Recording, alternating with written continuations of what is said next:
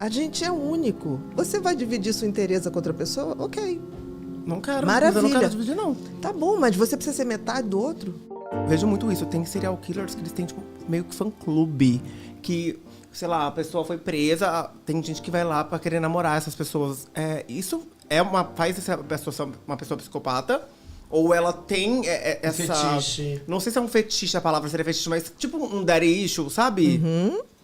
Tá. O que acontece? Por exemplo, durante muito tempo aqui em São Paulo, o maníaco do parque foi campeão de cartas pedindo para casar. E ele se casou algumas vezes, sempre com advogadas. Tá? O que acontece? Existe uma outra personalidade que é o oposto do psicopata. O psicopata é 100% razão, 0 emoção, dependendo da gravidade. Mas só para ficar didático. São pessoas que pensam muito, são racionais e têm pouca emoção. Existe o borderline, que é o contrário. Tem muita emoção e pouca razão. Então, o borderline é aquele que, quando se apaixona, ele faz qualquer coisa pelo seu apaixonado. Mas como se apaixonar por uma pessoa que você sabe que tem um histórico bizarro? Muito bem. Borderline, ele quer tudo, ele só não quer ser traído. Você lembra da Bibi Perigosa? Ela perdoava tudo que o marido fazia. Ela só não perdoou quando ele traiu. Se lembra? Sim. Ela botou fogo no restaurante para tirar ele da cadeia. Na hora que ela viu que ela foi traída, a partir dali, meu amor, o que acontece com o border? O que fascina uma mulher border se começar a se relacionar com um psicopata que está no sistema penitenciário? A ilusão dela é o seguinte: ninguém vai querer ele, só eu. Então ele não vai me trair. Caraca. Entendeu? Eu vou regenerar ele com o meu amor. Que ela tem, ela tem essa... Tem. O border tem essa coisa da intensidade. O meu amor é capaz de mudar, o meu amor é capaz de curar. Aí o que acontece? Ela vai para lá achando que vai ser a única. Se você pensasse bem, se o sistema penitenciário funcionasse, até poderia ser. Não é o caso. Tem gente na fila.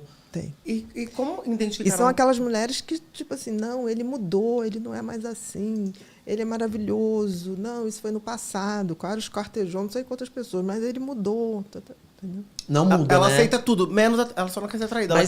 Mas isso não muda real, né? Eu sempre quis saber mesmo. Igual... A pessoa que sempre matou, que sempre estuvou... Você confiaria uma criança que você cria, ou um filho que você vai ter, a um cara que já foi preso por pedofilia, estupro? Nunca. Nem. Ele podia aparecer de anjinho na minha frente. Eu também.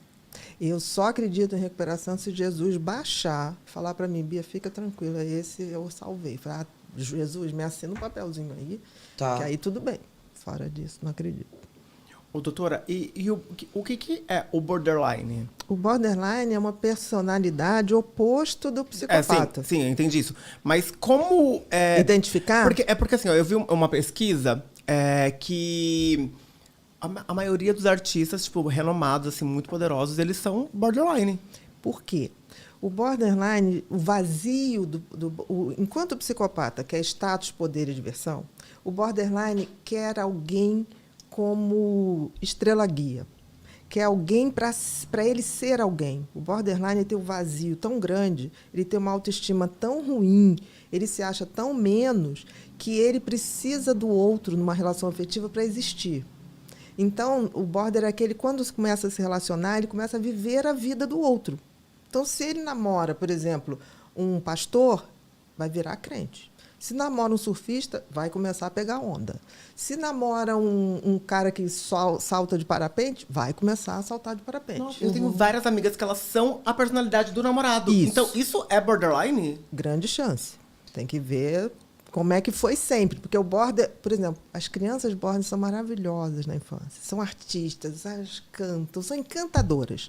Quando chega na adolescência, tem a primeira paixão, começa a desandar tudo. Porque elas começam a viver em função daquela pessoa. E elas acreditam em...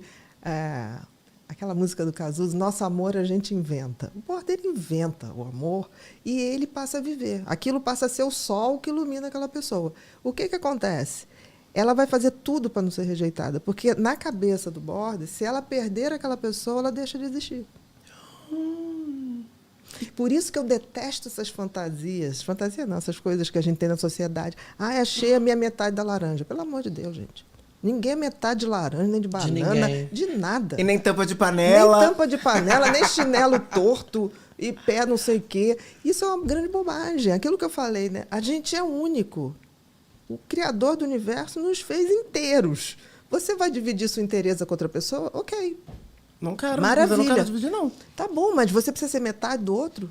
Eu não sou metade de laranja nenhuma, nem de mamão, nem de De nada. Ô, doutora, mas por que, nesse caso específico, artistas, tipo, atores Por quê? muito... Vamos lá. Em não sendo ninguém, né? Ele se sente um oco, ele se sente um vazio. Isso você tá falando de um ator. Estou falando do borderline. Em Tá. não sendo ninguém, quando o border pega um papel para fazer um personagem, ele pode ser aquele personagem inteiramente. Ele não representa, ele incorpora, ele é aquela pessoa. Porque ele é uma folha em branco. Entendi. Entendeu? Por isso que os grandes atores e atrizes que têm a personalidade borderline, eles, quando ganham um Oscar, você tem a sensação que é uma incorporação. O que foi aquilo? E a pessoa depois leva um tempão para sair do personagem, né?